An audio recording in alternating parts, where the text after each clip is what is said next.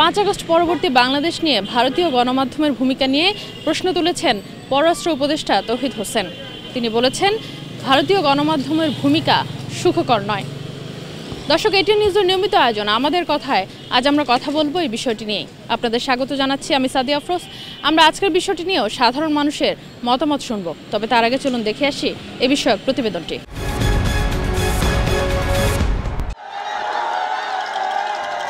ছাত্র জনতার অভ্যুত্থানে শেখ হাসিনার পতনের পর থেকেই বাংলাদেশ নিয়ে ভিত্তিহীন খবর প্রকাশ করছে ভারতের বেশ কিছু গণমাধ্যম।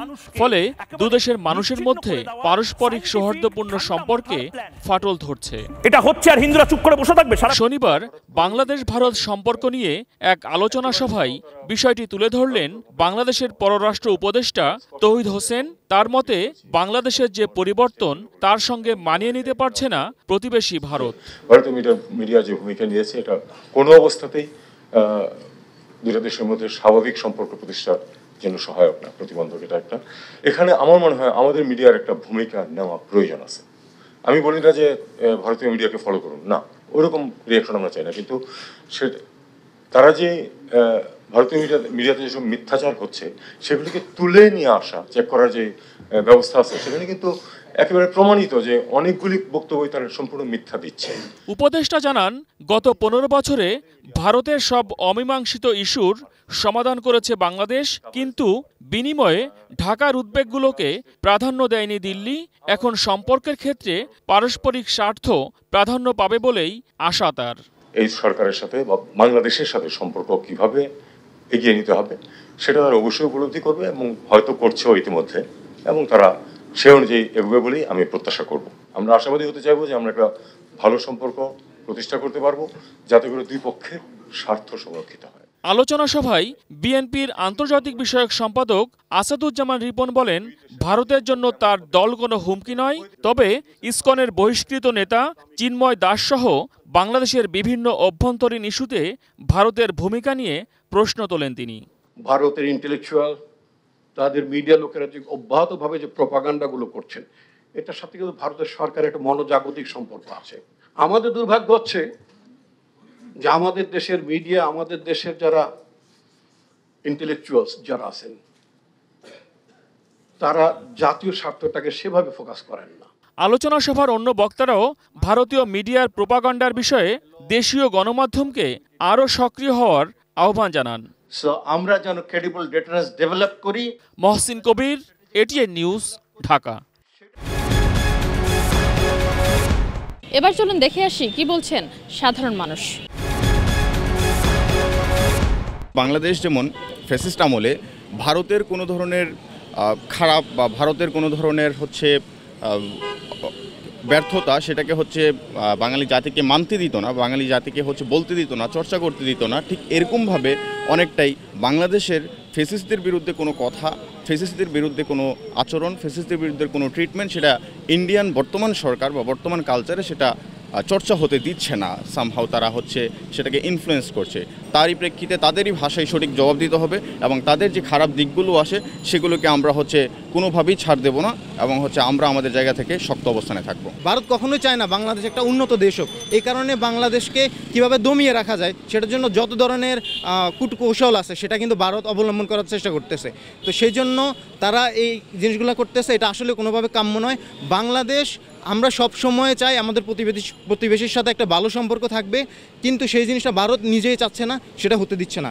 এটা আমি বলবো যে ভারতকে তাদের পররাষ্ট্রনীতির ব্যাপারে আরও বেশি সচেতন হওয়া উচিত।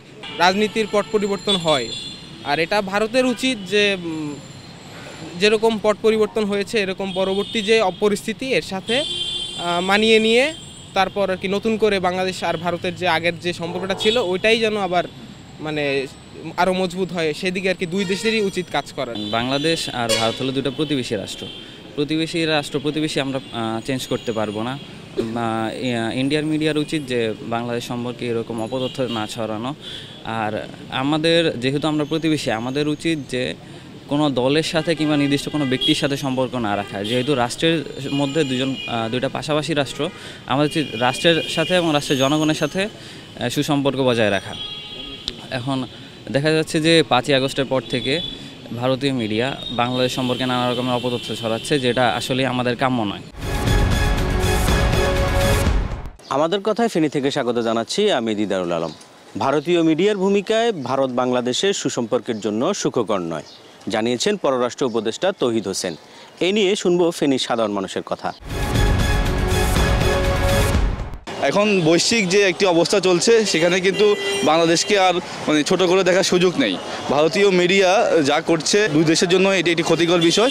আমরা আশা করছি যে এই মিডিয়া অপপ্রচার বন্ধ করে দুই দেশের সম্পর্ক উন্নয়নের দুই দেশের মিডিয়াই কাজ করবে বলে আমাদের প্রত্যাশা। ভারতীয় মিডিয়াগুলো যেভাবে অপপ্রচার চালাচ্ছে বাংলাদেশের বিরুদ্ধে, এটা শুধু দুই দেশের না, আমার কাছে মনে হয় যে এটা বৈশ্বিকভাবেই এটার একটা দারুণ প্রভাব পড়বে এবং কি আমাদের জনগণদের মধ্যেও এক ধরনের হিংসা বিদ্বেষ তৈরি হচ্ছে। তো যেটা আমরা কখনোই চাই না। আমরা চাই আমরা সকল দেশের সাথে আমরা বন্ধুভাবাপন্ন মনোভাব করে থাকতে চাই। আমাদের কথা অনুষ্ঠানে রাজশাহী থেকে স্বাগত জানাচ্ছি আমি বুলবুল হাবিব। পররাষ্ট্র উপদেষ্টা তৌহিদ হোসেন বলেছেন, ভারতীয় মিডিয়ার ভূমিকা দুদেশের সম্পর্কের জন্য সুখকর নয়। এ নিয়ে রাজশাহীবাসী কি বলছেন, চলুন জেনে আসা যাক। সংবাদ মাধ্যম তো একটা সাংস্কৃতিক বিষয়, যে দুই দেশের সাংস্কৃতিক বন্ধন, অর্থনৈতিক বন্ধন এবং মানুষের সৌহার্দ্যের একটা সুন্দর বন্ধন করবে, সেই বন্ধনটাকে ভেঙে দিচ্ছে। যার ফলে হবে কি, রাষ্ট্রে রাষ্ট্রে হানাহানি হবে, জনগণে হানাহানি হবে, ব্যবসায়িক দিক থেকে ক্ষতি করতে হবে। সমগ্র বিষয়ে আলোচনা করলে দেখা যায় যে এই মিডিয়া যদি একটু সুন্দর ভূমিকা পালন করে তাহলে দুই দেশের মধ্যে একটা সুন্দর সম্পর্ক স্থাপিত হয়।